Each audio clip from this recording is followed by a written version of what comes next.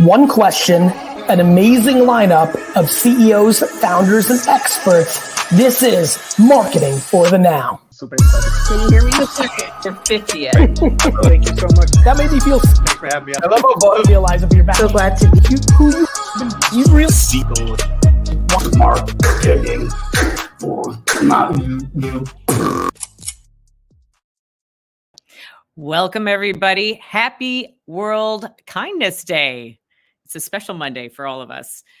Really fired up to have a conversation today. We're going to be focusing on how to unlock the growth mindset. And we've got a tremendous crew here.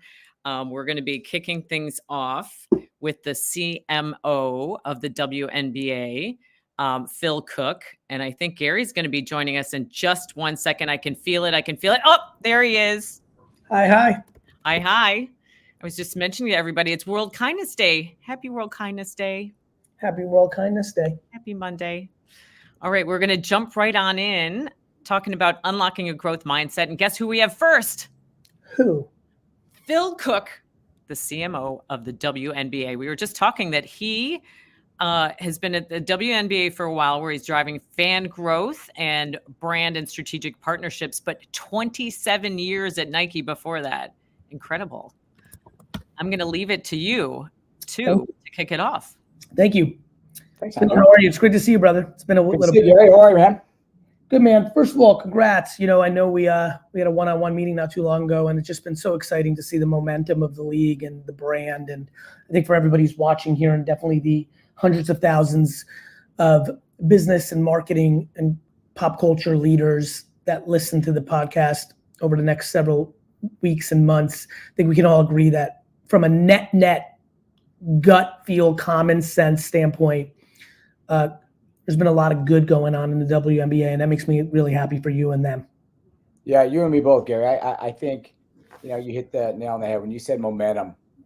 It is certainly in our favor right now. We're, another successful, season under our belt and growth everywhere, which we're very excited about, with lots of potential still to untap. So talk to me about this. I think that one thing that really took me aback, and I really enjoyed our meeting over a year ago, whenever it was now, I sensed the growth mindset. I think a lot of times CMOs talk growth, but they're actually on defense. And what do you, for everybody who's listening, what does it require politically, in a corporate environment, mentally for yourself, work-life balance with a family, strategy? How do you keep up on it? Like, there's so many places you can take this, Phil. I'm curious where you will take it. How do you define unlocking a growth mindset? We're fortunate that we have such a great platform from which, to pull growth from, right? We have 144 of the greatest athletes in the world, and their influence stretches beyond the court. It stretches certainly into culture and into purpose. And when you have that canvas from which you can craft stories, and you give your team the ability to unlock those stories and find new and creative ways to, inspire and engage fans, it's, the limits are endless. And that's what we've done. We've really started to, again, lead with our athlete stories, make compelling content, a lot of it, learn from that, keep creating. And, it's typical flywheel. It's working, and the engagement, and our partners are finding the same formula. And when they do it, it's unstoppable. What do you think the opportunities of distributing your stories are for growth mindset marketers? Like, where do we need to be? At the end of the day, it's all storytelling. Yeah. 100%. Where do people fall in love with their stars? Obviously that landscape changes every decade, every half century. What's, for the growth mindset individuals out here who are operating organizations, whether they're an entrepreneur with 5 employees trying to sell flowers, or whether they're a big organization, what's your hot take on the growth mindset? What the storytelling platforms that really can capture the execution and actually create growth? We're getting sharper at who we want to share our stories with, right? We've always had a very loyal fan base, and we can keep engaging them. And that's that's kind of the foundation for, the W at age 27. I think the opportunity in front of us is to find those fans of sport and of competition and of culture, and find new areas from which to share our stories and new platforms. And look, we want to get younger. We want to get more diverse. We want to do what so many other brands do, obviously. And we know that women's basketball, let's just use that as a sharp point, can certainly reach beyond the confines of fans of women's basketball. And I'll give you an example. Last year's Final Four, right?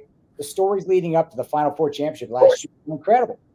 And their audience went from 5 million to 10 million. And that 5 million. You know what's funny, Phil? You know what's funny about that? Those two stars, it did feel a little bit like Magic Bird. 100%. Right? Like that's our reference point. Right? Like that 1980, I guess, is what it is. Yeah. Final Four, which then dovetailed into them going into the NBA. And long before Michael Jordan came along, the 1982 NBA Finals was not live in America. It was on tape delay. You know how insane that is?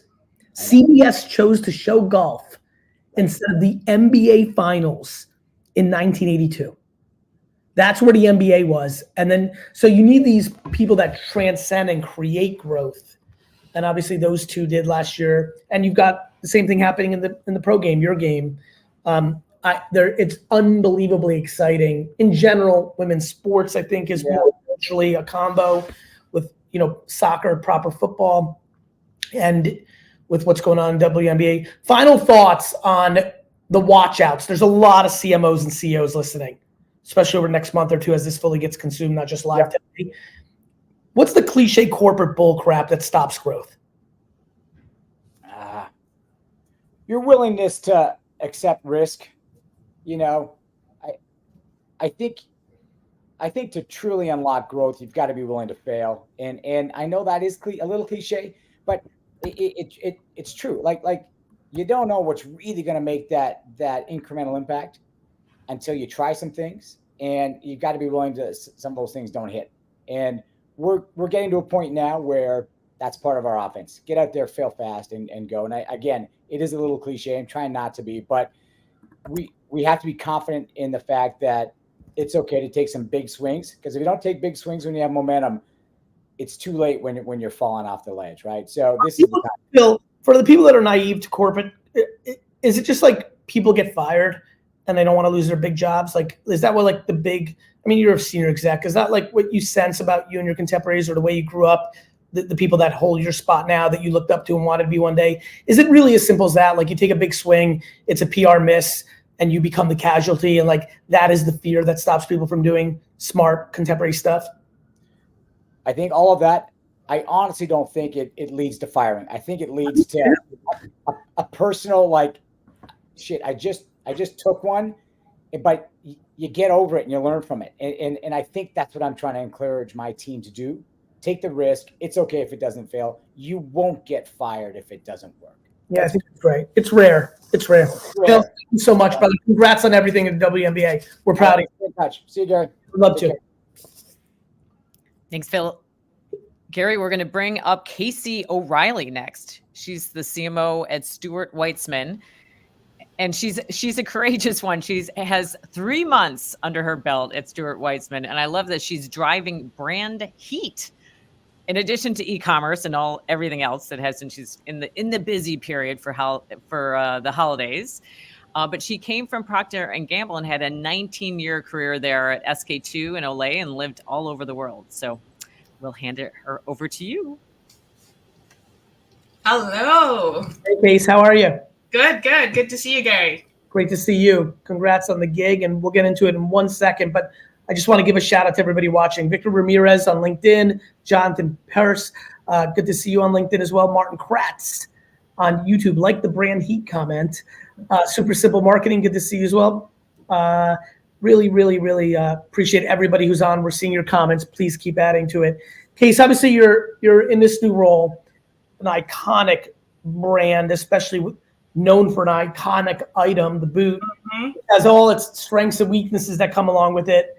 You have this incredible run I'm going to give you some flowers. When Andre said 19 years, I'm like, did Casey start when she was 7?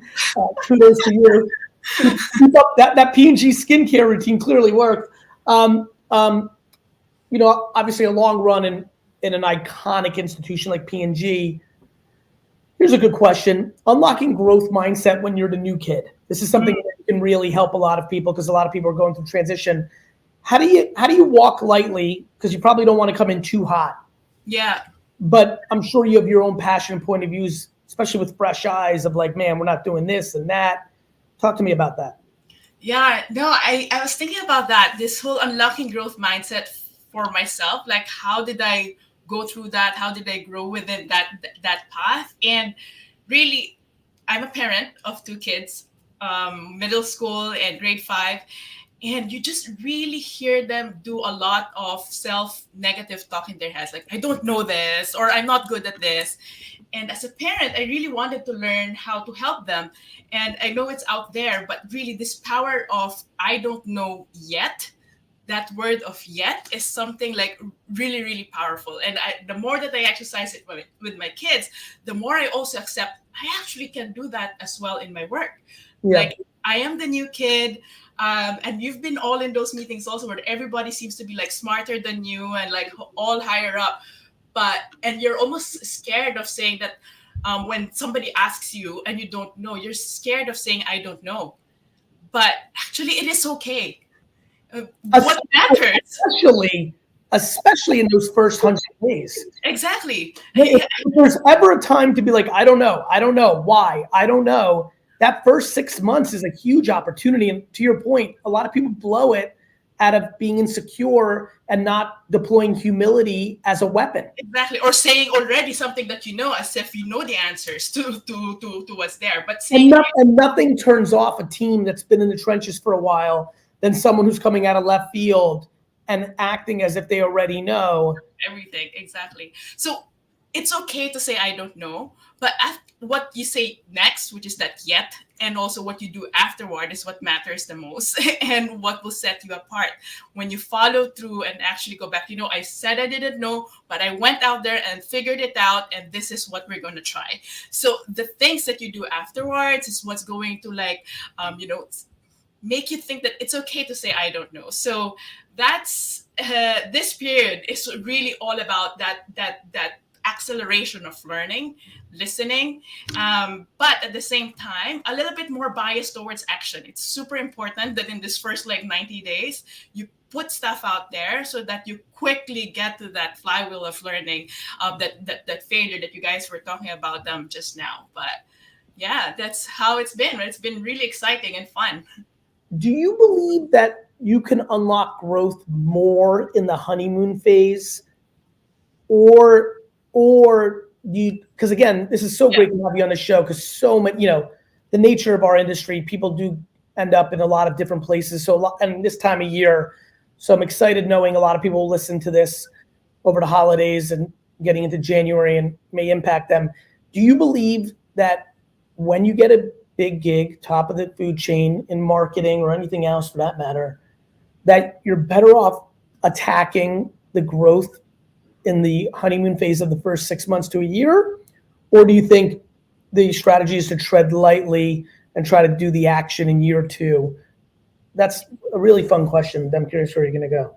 Yeah, no, I mentioned it a little bit earlier, but really as a leader, I think there is that imperative to have a bias for action. That's probably what impedes a lot of growth when there's so much analysis and, talking versus starting to put stuff out there so that you could just really learn faster and just never stop incrementally improving things. So that's, I guess, what I would say, that the doing something now would be better than doing something like a year later. Let's talk about growth mindset. Obviously going through the Proctor machine, a lot of marketing talent, a lot of legendary talent there when you got there as a kid. Which mentor most showed you what growth really looked like? And maybe let's give, I think people don't give enough flowers. So let's make someone's day here. Hopefully someone will forward them this video. which mentor, if you feel comfortable, call them out by name and tell us a story where you said, oh, okay, I don't need to be robotic about this. This is not academia. Here he did this. I learned. Any story pop to mind when I go there, Case? Yeah, probably know who he is. Like Sandeep is my mentor. He's the current CMO from Coach, and I really remember one project, and actually specifically one day that we were working on something together, which was actually something that is a first in the world, like this smart store in Tokyo, like something that combined AI, facial recognition, all of the analysis that you could do for your skin. And it was doing things that have not been done before. And the day before we were supposed to open, nothing worked. Wow. And I was the lead for that project. And I was like dying. I was like, I can't like just fathom how to figure this out. And the entire team was really so sad and down. And we were ultimately, of course, afraid, like, what will our boss say? Like, Sandeep was the big boss then. But amongst everyone, he was the most positive at that moment that mattered.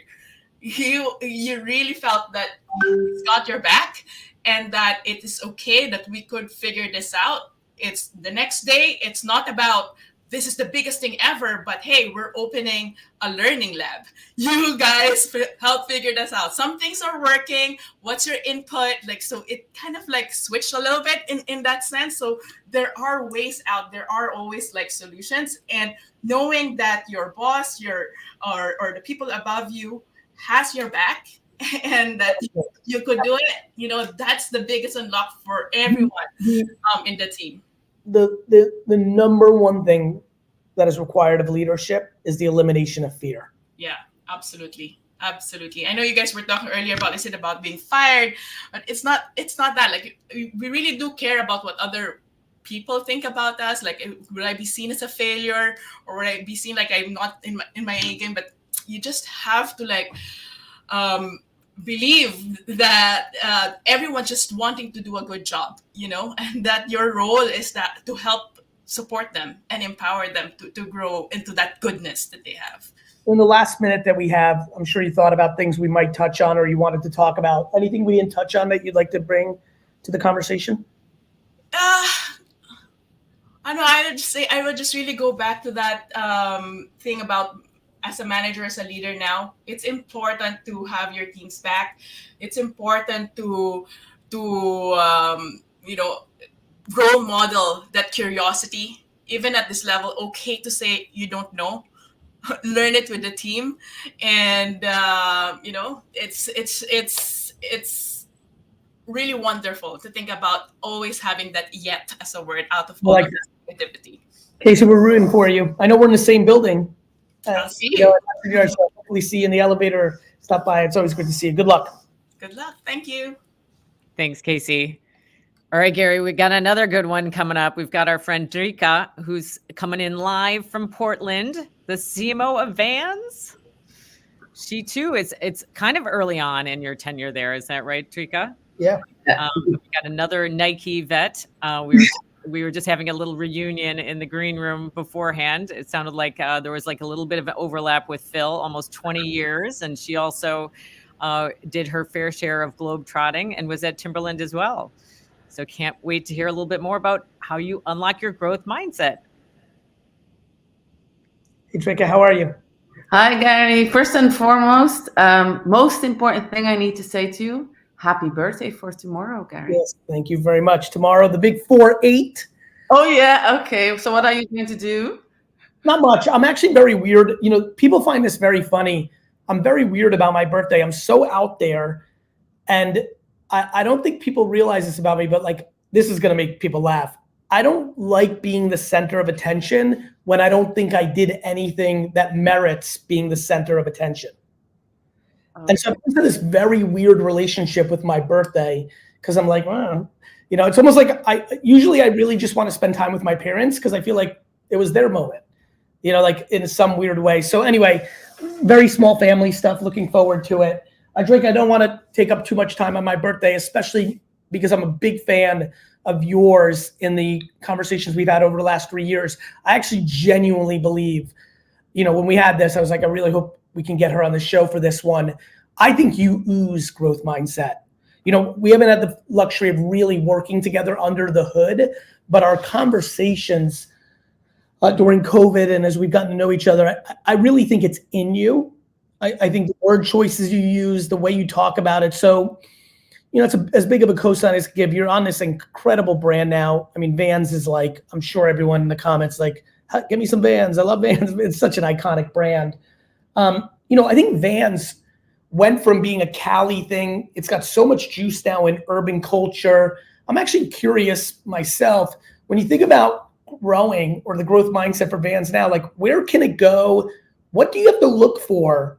Because it's almost like we're on the third bite of the apple with Vans, right? It was very surfer skateboarder dude. Now it's like crossed over into pop urban culture, like cool kids in the hood rock Vans, not just Jordans. I'm actually curious, where do you go next? Yeah. Well, I think great question. I think a couple of things. One is to go back on the, because I'm as you, I'm obsessed with the growth question.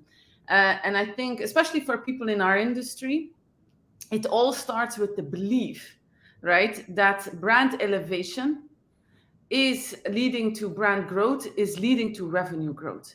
And you really need to believe in that. And I truly, truly believe in that. And then at the center of the brand elevation process, because there's a recipe, right?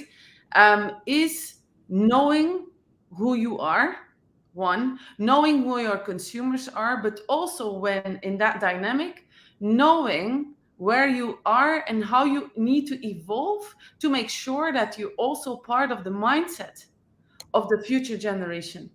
Yeah. And it's really that tension with, are you making the best decisions for what your brand stands for? Therefore, you need to know what it is. In relationship to the consumer, do you know everything about the consumer and the culture that surrounds the consumer in relationship to the marketplace that they are or you are dealing with? And that can be global or local. It can be a neighborhood, right? And I think that's really the recipe for us as marketeers, but also as business leaders to secure the future of your brand and the relevancy, but also the targets, the financial targets that come with it. What do you think, what are the cliche roadblocks from actually going on? I mean, listen, growth mindset means offense versus defense. Mm-hmm.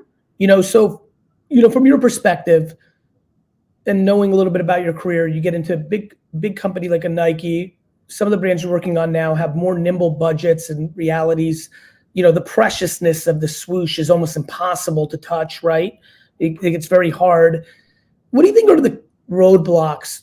You know, again, this program is so consumed by the majority of Fortune 500 marketers and things of that nature. What is a watch out now that you've been through the game? Or even more interestingly, give me a cliche watch out and how to navigate through it. I think watch out for all of us. It doesn't matter if your brand is big or your brand is small. It doesn't matter. The watch out, and I see it all the time. Is disconnecting from your consumers, is a big watch out. Stopping when people stop to have the obsession to know everything about their consumers. And it's that combination of art and science, especially in this times of where we are, right? Data are incredibly important, but you need to have the insights that come with intuition. Intuition is based on experience. Experience is based on repetition to contextualize this data. And then again, over and over again, it doesn't matter if you're big and small. When brands evolve, globally iconic, locally adopted, personally loved brands, and they can never forget where they come from. So it's really that tension as well that is quintessential. And if you look to Vans, right? First of all, as you said, we are the leading skateboarding brand. We're anchored in skateboarding. It's our tagline, off the wall, right? Now, how do you then dimensionalize your authenticity and that vision of who you are towards different kind of audiences? And dare I say, the audiences that are creating the future, not only the ones that took you all the way to where you are today. Who was the first person you came across in your career that really showed you like, oh, it's possible to do offense work and actually be consumer. What you're saying is, and which is probably why I align so much with you. I just think that almost everyone is boardroom centric and not actual consumer centric. We sit in these fancy meetings talking bullshit that none of our customers care about. And it's challenging because you want to uphold brand. But the problem is you need so much creative that's relevant to so many different consumer bases that people that want to uphold brand academically get stuck because they think like they are so literal around brand interpretation. So if you stand for optimism, however they see optimism, they want to see in every video and picture. But like for me, I think losing is an optimistic framework. I think being able to lose makes me optimistic about you. But I can imagine me showing a video to somebody who says our brand stands for optimism, and I show you a little league baseball game and a 9-year-old loses and strikes out and starts crying, that you're going to see something. You're going to be like, what the hell are you talking about, Gary? And I'm going to say, no, you don't understand. This is the moment this 9-year-old became strong and resilient, which is the ultimate optimism. That's challenging. How do we get around relevance in the face of people being literal in a boardroom and not consumer centric? Oh my God. That's for your birthday for a couple of bottles of wine. I can go around on this. Again, the word common sense. The word common sense, right? I see it over and over. You look at data, right? And you're not able to contextualize data. There's a difference between the what and the how. In order to have the how to contextualize, you need to have experience in the field work. And you truly, truly need to be passionate about your consumers and about your brand. Because if you connect those two in front of the opportunity, you're going to create new space. You're going to create things that don't exist yet, right? And new space, we believe, and I'm sure it's because we come from that school. And again, one name I definitely want to drop in my career. There's a couple of them. Trevor Edwards, for sure. Taught us, and again, it's Nike culture as well, but also today, someone like a Sandy Bodegger, they were as much in the field and they were looking at data. And it's really that combination that allows you then to say, let's go to new spaces. When you create new space, you will create future revenue growth by then pulling it into the company and scale it, right? And we all wholeheartedly, coming from the school, we believe in that, and we still believe in that today. There's a lot of things that have changed in thousands and thousands of years of humanity. There's things that haven't changed, right? The fact that you need to create new opportunities, because that's also what innovative thinking is about, to then say, how are we going to capitalize on it and build a new products of the future, concepts of the future, right? And I truly, truly believe in that as a growth driver and as a brand innovator. It's great to see you again. Have the best week. Bye. Thank you, Trika. The comments were going wild, Gary. I see it. I'm reading them. I'm out of here. Thank you so much. Good rest of the show. All right. Happy birthday. A little early. I want to give Jill a big kiss. Big hug. In the background. All right. Gotta run. See you. All right. See ya. All right. We're going to bring up Mima Johnson. Mima, where are you? Hello, hello. Oh my goodness. Ooh, you got the deep voice going on. Oh, I totally planned that. I like it. I like it. So Mima is a group creative director, one of my faves, and she is going to lead a conversation with one of our dear friends, Jill Kress, who is the Chief Marketing and Experience Officer at H&R Block. She's leading tons of transformation, and she's come from some great brands, including PayPal, National Geographic, MasterCard, and more. I'll leave it to you two ladies. Amazing. Thank you so much, Andrea. And hello, Jill. Thanks for joining us.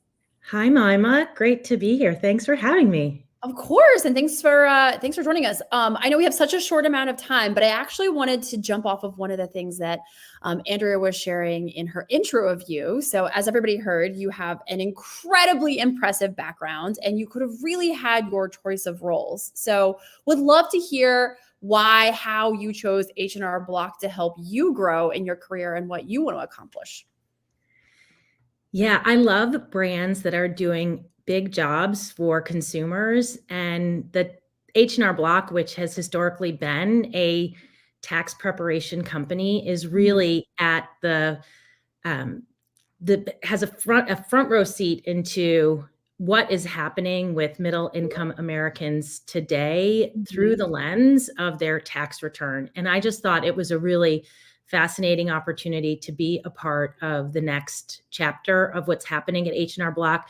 The tax moment for most Americans is the most significant financial moment of their year. 75%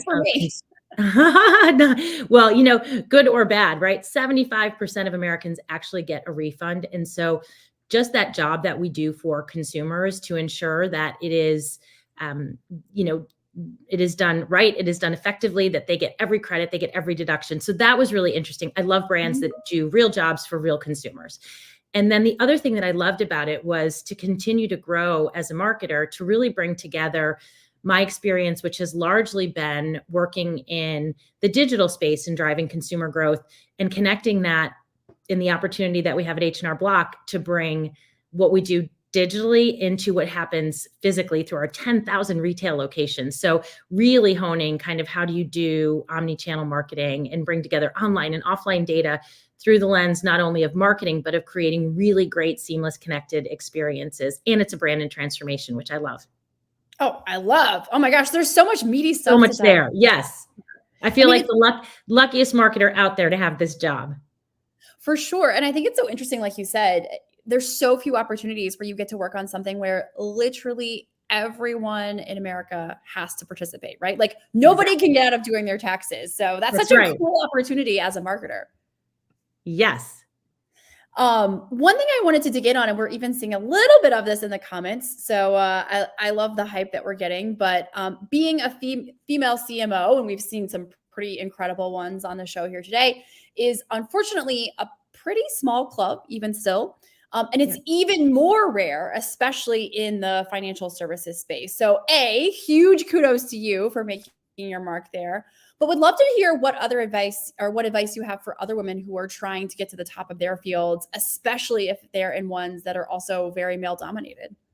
Yeah, I feel really fortunate to have grown up in such supportive corporate environments, whether it was at, MasterCard, National Geographic, PayPal, now very much at H&R Block. I think the thing that has been really core to my growth has been investing in relationships and really building connections across the companies that I worked in. And I spent 20 plus years at MasterCard. I really grew not only as an executive there, but as a person. And as I look back on that, so much of what fostered that growth was investing in peer relationships, investing in relationships with executives and really through the organization. So up, across, down, and really pushing the boundaries of my curiosity and ensuring that I was always learning. And so that meant building relationships, for example, at a global company with people in, regions outside of the US. So I could understand, how I could apply something that was happening in a growth market like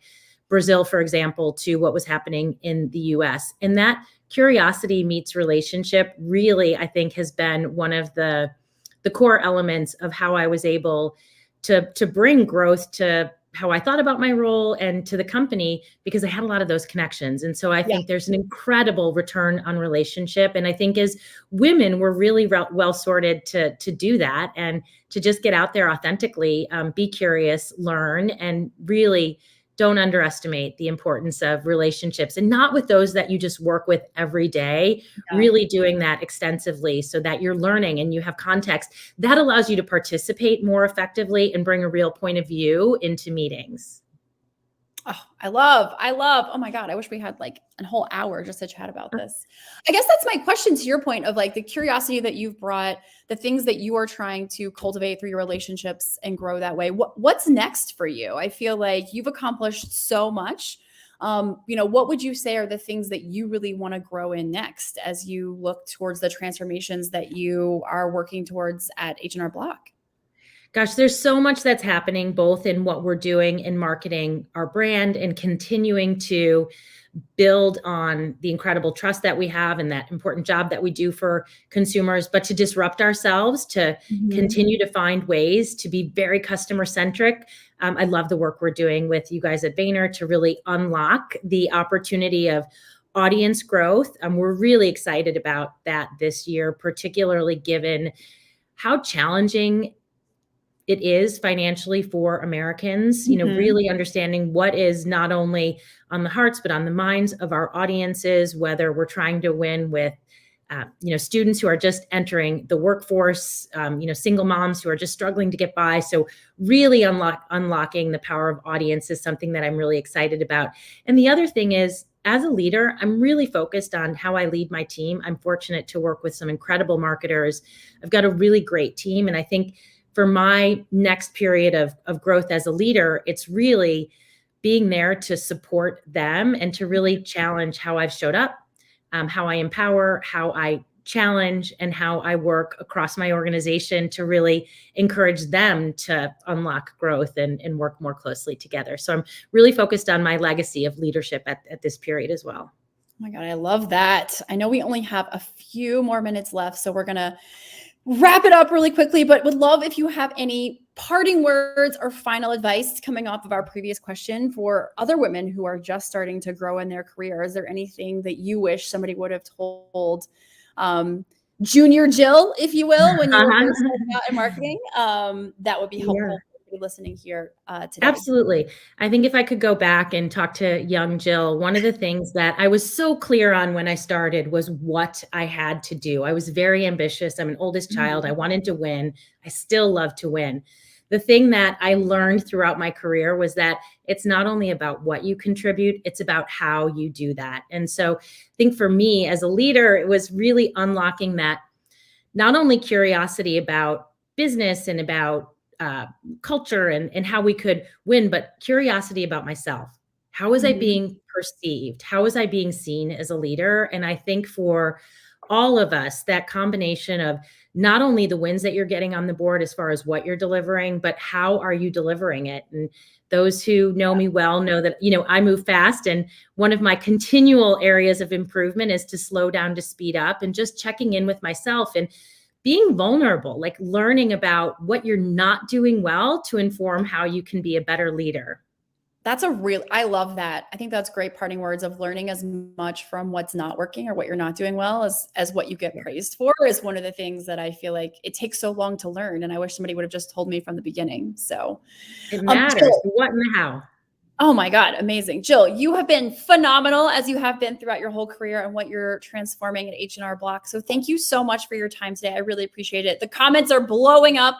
Everybody wants to hear more from you. So we'll have to do a part 2. But Andrea, I'll turn it back over to you. You guys got nice and personal. It means a lot. And you're right. People want to hear it. They want the clues about how they can get ahead, right? But in the right way. Loved all of it. Love you both. Thanks for joining us. Bye. Thank you. All right. Next up, we have Nick Miaritas. He's the Chief Client Officer at VaynerX. Hello. How are we doing? Oh, I'm so excited. I'm inspired today. Goosebumps on these last few. Awesome I know. interviews. It's been good, right? We got a great lineup. And the next one, I can't wait for this conversation, Oh, Nick. man. This is big. This is big. It's big. I mean, this Lozano. brand is it. It is. It's Crayola. It's funny because when I was on Jim Stengel's podcast, he asked me what was the first brand that I fell in love with. And Crayola, it's just so iconic.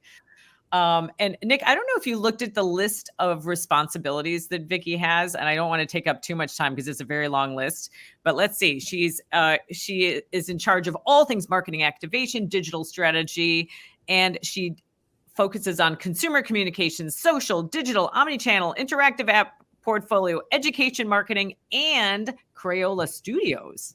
I'm kind of curious about that one. But I'm going to let you guys lead the conversation because I know this is going to be a special one. A Thanks, growth Andrea. mindset and an ever-growing list of responsibilities, it sounds like. Victoria, thank you so much for joining us. This is a real treat.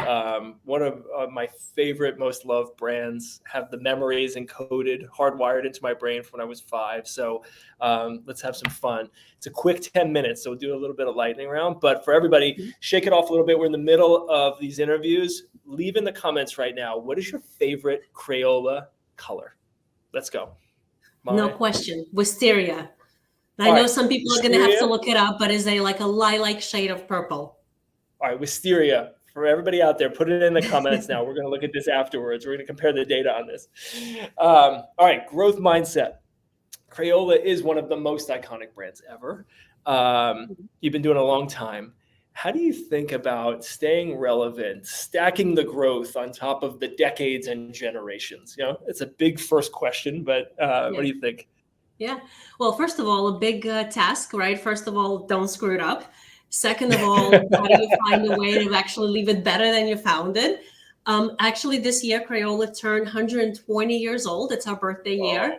And when it was originally founded,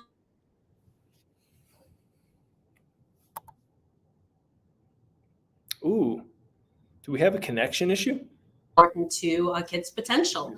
So as we kind of looked at how Crayola has evolved over those 120 years, the key for us has been find and be really, really clear about what's sacred.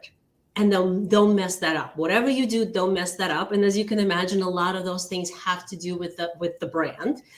But then also be clear on what's flexible. And that a lot of it has to do with the business model. And there's a way to find a combination where you fearlessly protect the brand while you continue to drive and evolve the business model in a way that 120 years later, Crayola is still as vibrant, as successful. It's continuing to grow. And, you know, just very recently, a completely independent study has rated it as #3 most culturally resonant brand beyond only Amazon and Google. So a lot to be proud of and to continue to push to get that growth. Oh my goodness. All right, so there are certain things we hold sacred. Then there's evolution of business model. Talk to us about innovation. You know, like the color proliferation, new markets, new business units. You know, how do you all think about innovation, new news for driving growth for, you know, a brand that when we close our eyes, we can see it, we can smell it, you know? Sure. About innovation. Sure. Well, first of all, innovation, as for any business, really critical. It's paramount. But I think what's been really key for us is not to think about it as product innovation. It is absolutely true that Crayola has amazing designers, scientists, marketeers who envision and design this amazing innovation. But what's really been kind of breakthrough for us as a company is to add to that and think about our business model as that includes products, experiences, and content. And when you think about innovation across all of those levers and the amount of opportunities, partnerships, things that it's opened up for the brand has been incredible. So I say innovation, absolutely, but I think we found a way to think about innovation that has really unlocked tremendous growth for us. And what's the process like? I think that's where our audience might really love to go a little deeper, is like, is it somebody has a thought on a Saturday and is like, I think we should go do this? Is it we put ideas and concepts into focus groups? Like, how do you get there? How's the sausage made at high level without giving away all the trade secrets?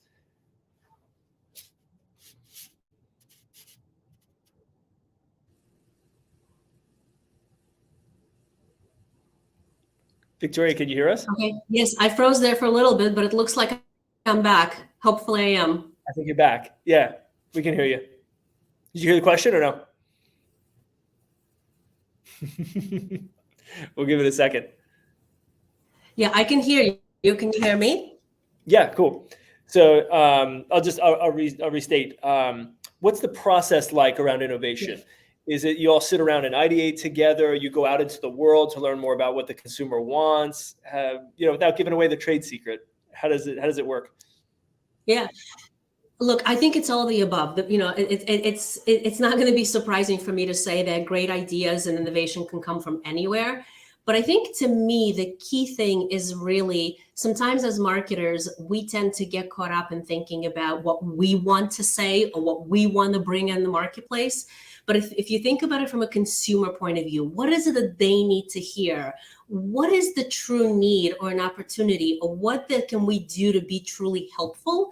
I think that can sometimes unlock a very different way of thinking about whether it's communication, whether it's actual innovation, something more concrete, but really opening that up and taking it from a consumer point of view, and then putting your brand lens as a second layer. That's super cool.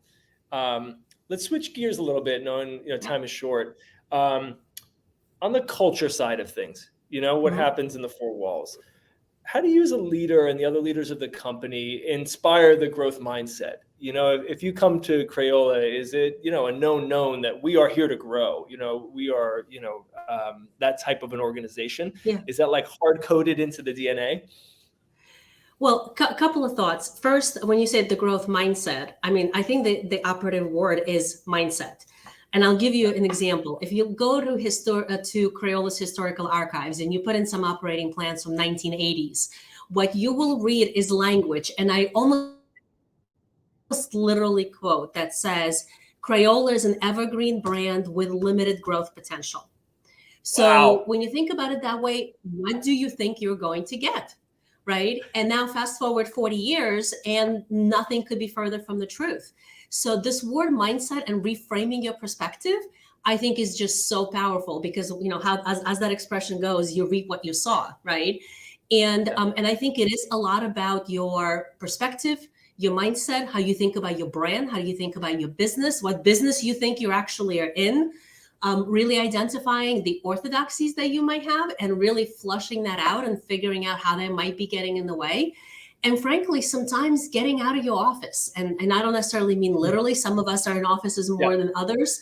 But literally talking to people who aren't living always and breathing and are always in the same conversations that are sort of tangential to your business, that give you a different perspective and maybe flip how you think about certain things on its head. I think if you put those dots and connect those dots and put those things together, you can often come up with some really fresh new ways of thinking about how you can reframe and change your perspective and can open up a lot of opportunities. And, and you asked about culture, I would say that is so important because, culture in the business is a lot like a river, right? It's used to flowing a particular way. And kind of being able to reroute it sometimes is not that easy. But you have to be prepared for a lot of change management. And I think you have to have a combination of a leader or some leaders who really lay out the vision, to lay out the path. That is not always a consensus-based exercise, but the implementation is absolutely, that takes a village, and the entire organization needs to be involved to get there. So being able to balance those, I think, is where you can unlock some really powerful growth and help reframe how you think about your business. Oh my goodness. Let's end on that. That's a high note. I love the analogy of the river. Can't really swim Very against true, it. though, right? But so thankful for you joining the show. Let's close with this. What's big looking ahead now that you're 120? What's going to happen in the next 100 years? What's your forecast with Crayola? Hey, we're going to continue to lean in. We're going to continue to look at amazing products, collaborations, experiences, whether it's interactive, retail. LBE is a really, fantastically growing part of our business. And you mentioned before Crayola Studios, Crayola announced our new venture into entertainment and bringing our mission and our purpose to life in entertainment and connecting with kids and families in that way as well. So going to be a lot more exciting things coming from Crayola. Awesome. I'll leave you with one idea on the growth mindset. Yeah. More paper tablecloths. So I have a 1-year-old and she already loves to draw on the table. It's a use case, like just get rid of the tablecloth and business is going to boom. So duly noted. It's going to the innovation team today. All right, get it there. Beautiful. Right. Thank you. Truly appreciate it. Thanks for having me. Bye. All right, I'm joining Team Wisteria. It's official. Oh wow! I didn't Team know Blue. it was a thing. Team Blue is where it's at. We are the strong and mighty blue. You're Team Blue. Popular. Yeah. I love it. The questions in the chat were pretty phenomenal, including, all right, how many people have actually ate a crayon when they were a little kid? Little kid? What about adult? It's a staple. Oh It's my staple. goodness. Good All right. appetizer. That was fascinating. I love that one, Nick. Thanks for joining us. All right, cool. We'll see you. All right. See you soon. All right. Next up, we have one of my dear friends, Sarah Rodell, who is the CEO and founder of Loop and Tie. She's dialing in from Austin, Texas. How's it going, Sarah? Oh, I'm so happy to be here. What a good day to get to spend together. I know it is. And the funny thing is, Sarah and I have been celebrating World Kindness Day for a couple years now. It feels like even more than a couple years, but really excited to have you on the show today to talk a little bit more about what you're doing at Loop and Tie and how the growth mindset, how you sort of have lived that across. You founded Loop and Tie 12 years ago. So would love to hear, as an entrepreneur, your whole perspective on the growth mindset. But first, I want you to tell people a little bit about what Loop and Tie is. Sure.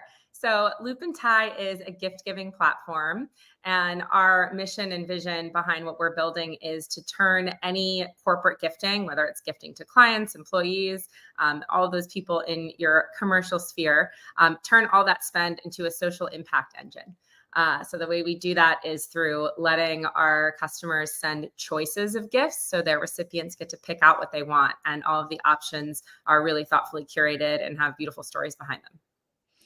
So, it's interesting. So full disclosure, Vayner has been working with Loop and Tie for 2 years now, and it's really transformed the way that we look at gifting for a number of reasons. I think we fell into the bucket that maybe a lot of businesses did, where for some reason we just don't act like humans when we're looking at gifting in the corporate world. And so you helped us to not only deliver a platform that makes it super easy, but you kind of changed our whole perspective on how we build relationships and how we can think about making connections in a way that does have some social impact, but also, I don't know, just allows us to get closer to people in ways that are, I think, much more interesting and sustainable too. Would love your perspective on, kind of the big nature of trying to change a current that's as deep seated as that one in terms of corporate gifting and why you even decided to do that 12 years ago. Well, first, good on you guys for modeling that growth mindset and being willing to explore and shift and change, because that's kind of the name of the game. But I love talking about corporate gifting in the sense of understanding it as sort of this metaphor of a larger space of formality that often exists within any sort of client, employee relationship, where we sort of have this way of doing it that's always been a certain way. It's sort of the thought that counts mentality. And that is becoming less and less relevant. It's not just the thought that counts anymore. People are looking for something that is more substantial than that. And gifting to me is this really, I call it an acupuncture point in the system, where if you hit this one point, it just sort of filters out and touches all these other things. And I think that because it's really the quality of how you connect in these particular moments that can influence the tenor of the rest of your relationships. And if you're giving someone something only when you want something, that's going to have a flavor, right? Versus if you're doing it just because it feels good, just because a part of your brand, your growth mindset, your nature is to celebrate others, that comes through. And those are the kinds of experiences and those are the kinds of actions that end up building lifelong brand fans and lifelong relationships. Yeah, it's interesting because Gary has always been a big subscriber to looking at, how are you showing up and doing that through surprise and delight, or, just showing that you care about people at different times, not just because it's the holidays, which is typically when, especially in corporate gifting, you see that everybody sends their gifts, in the December timeframe.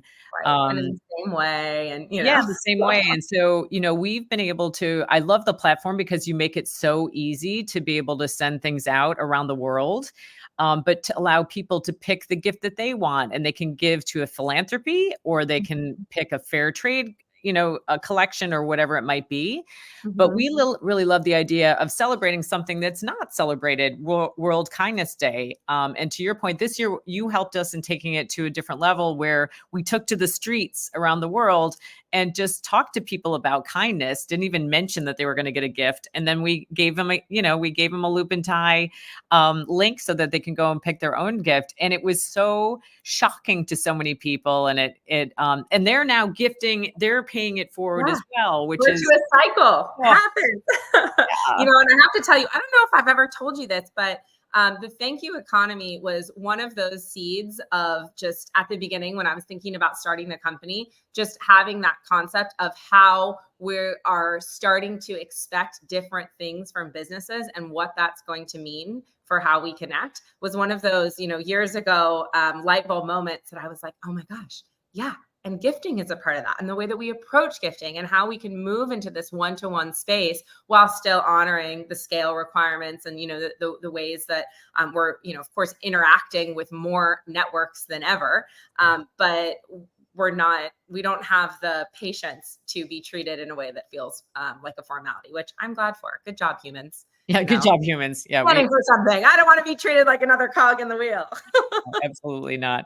So tell us more about your story that, as an entrepreneur, standing up a business from scratch and looking at the various chapters of growth. How have you been able to, kind of graduate from one stage of your company into, the next and continue to grow?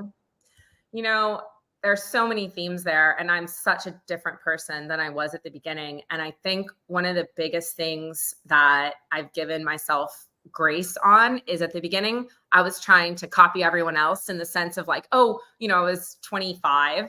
I was like, what does being in business look like? Right. Like trying to just, everything I read, I was like, okay, this person knows better than I know. And really kind of giving away my own point of view, I think a little bit too easily.